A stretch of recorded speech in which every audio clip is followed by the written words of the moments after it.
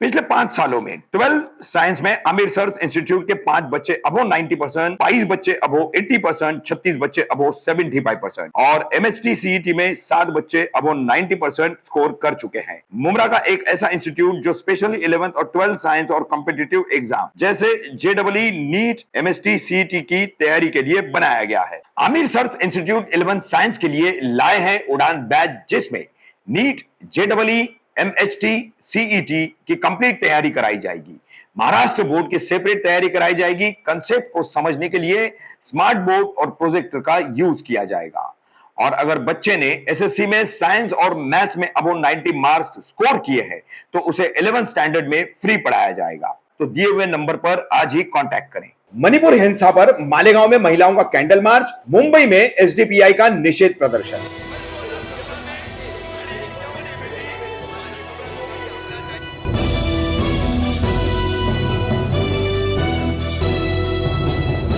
मैं रफीक कामदार, हिंदुस्तानी रिपोर्टर में आपका स्वागत है। मणिपुर में हुई हिंसा और 2 महिलाओं की निर्वस्त्र परेड, उनके साथ गैंगरेप, ऐसी इन तमाम घटनाओं को लेकर समूचा देश हिला हुआ है। मगर अभी तक सत्ताधारी भाजपा की केंद्र सरकार, प्रधानमंत्री नरेंद्र मोदी संसद में इस पर किसी तरह का कोई बयान देने तैयार नहीं है, किसी तरह की कोई चर्चा के लिए तैयार नहीं है, जिसके चलते संसद रोजाना गूंज रही है, हंगामा हो रहा है। ऐसे में ही मणिपुर हिंसा को लेकर गत सप्ताह मालेगांव में महिलाओं ने कैंडल मार्च निकाला। किस तरह से कैंडल मार्च निकालकर मणिपुर में होने वाली महिलाओं के साथ जो जुल्म ज्यादती हो रही है, जो हिंसा वहां पर हो रही है, उस पर किस तरह से यहां पर निषेध प्रदर्शन किया गया है महिलाओं द्वारा, देखिए। इसके बाद मणिपुर हिंसा पर ही मुंबई के वाशी नाका पर गत सप्ताह SDPI, social democratic party of India की जानिब से मुंबई की इस शाखा द्वारा वाशी नाका पर यह निषेध प्रदर्शन किया गया। इस निषेध प्रदर्शन में मुंबई के एसडीपीआई अध्यक्ष रफीक अंसारी और महाराष्ट्र के महासचिव सईद अहमद चौधरी भी मौजूद थे।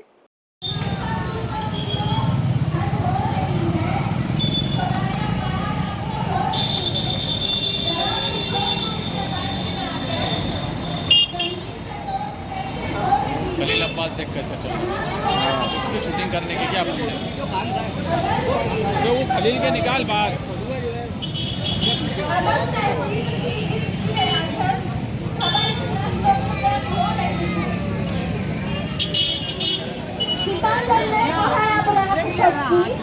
तभी तो रोशनी हो रही है, तभी तो रोशनी हो रही है। बाजार है वो जिसे मुझे नचवाया, बाजार वो अब तक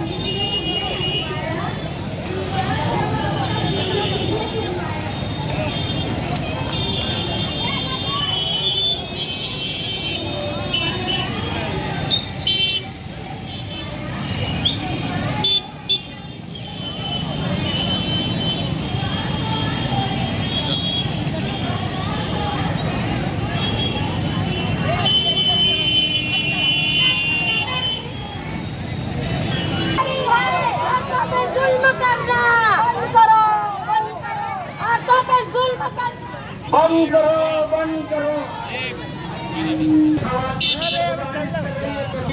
कतार बना करके चले खवातीन।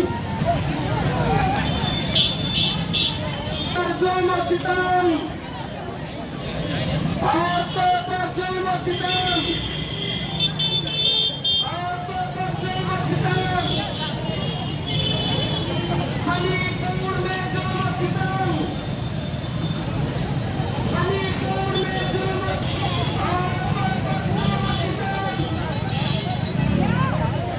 औरतों पर जुल्म सितम, नहीं चलेगा। औरतों पर जुल्म सितम नहीं चलेगा, औरतों पर जुल्म सितम, औरतों पर जुल्म सितम नहीं चलेगा, औरतों पर जुल्म सितम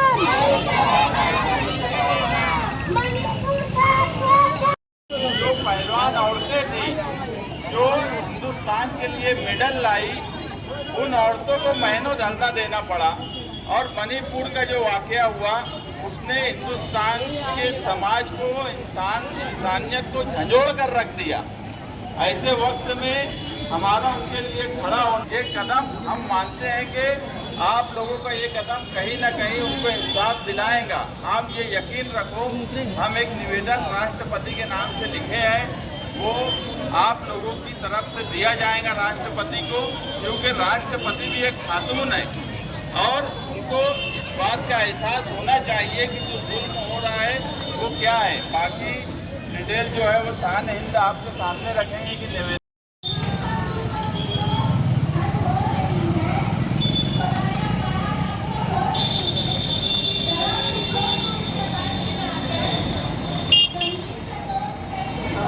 खलील अब्बास देख कैसे चल रहा है, उसकी शूटिंग करने की क्या मतलब है? तो वो खलील के निकाल बात।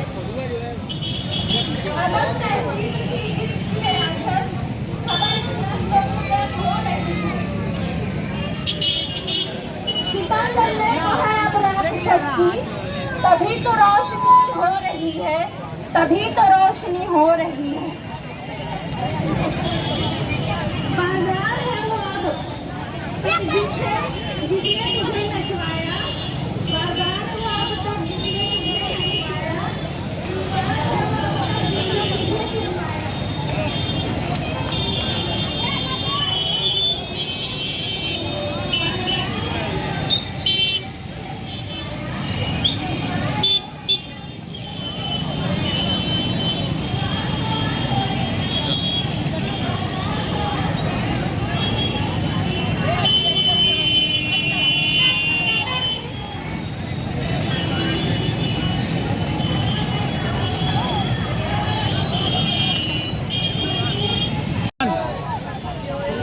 अरे यार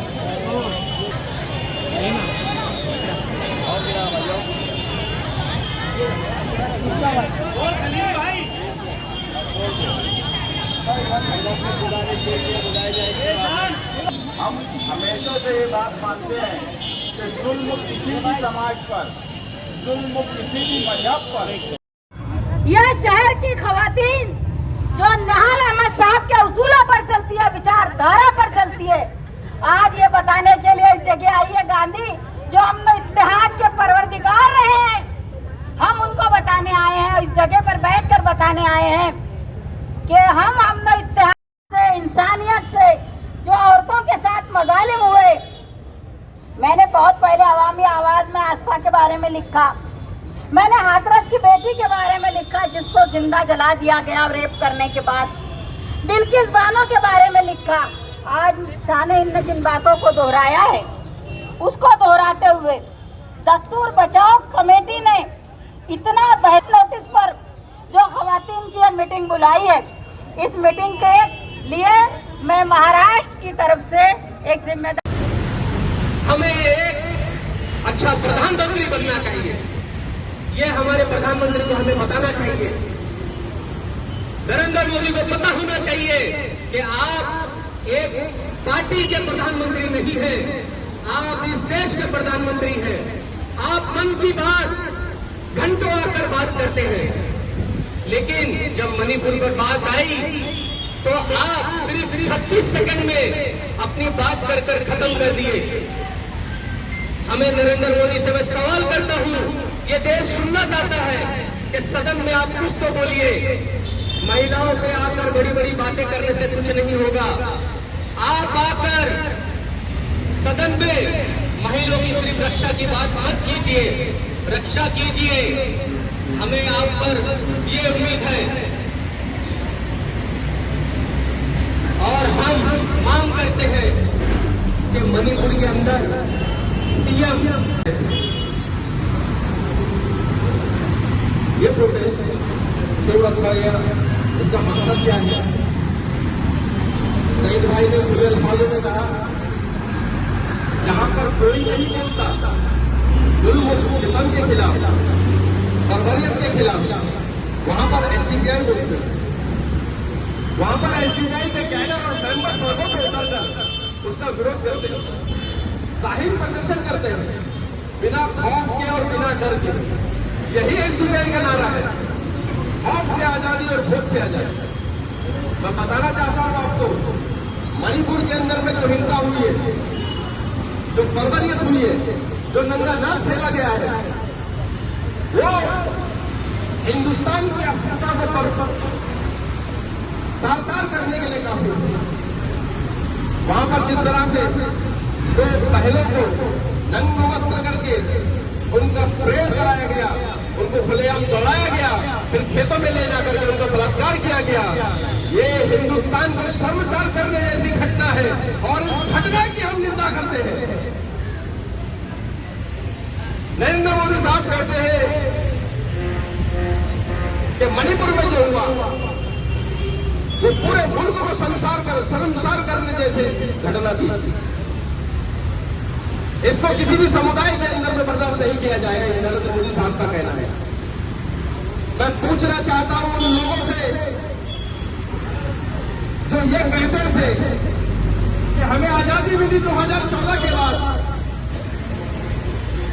और उन्होंने बड़े ही शान और शौकत के साथ इस भारत के अंदर में आजादी का महोत्सव मनाया। वो कहते हैं हम 2014 में आजाद हुए, और हमारा मानना ऐसा है हम 1947 में आजाद हुए। वो आजादी हमें जो हमारे आबा अजदाद ने दी थी, उस आजादी के तहत हम हिंदुस्तान के अंदर में जी रहे हैं। लेकिन इन मनुवादियों का कहना ऐसा है कि ये 2014 के बाद हुए हैं, इसी के लिए ये अपने तौर तरीके से जश्न मना रहे हैं। ये जो सत्ता इन्होंने पाली है, इसके लालच में ये अंधे हो चुके हैं, इन्हें नाइंसाफी दिखाई नहीं दे रही। ये कोई नई घटना नहीं, 2014 के बाद की ऐसी अनगिनत घटनाएं हुई है जिसकी निंदा करनी चाहिए थी, लेकिन निंदा नहीं हो पाई।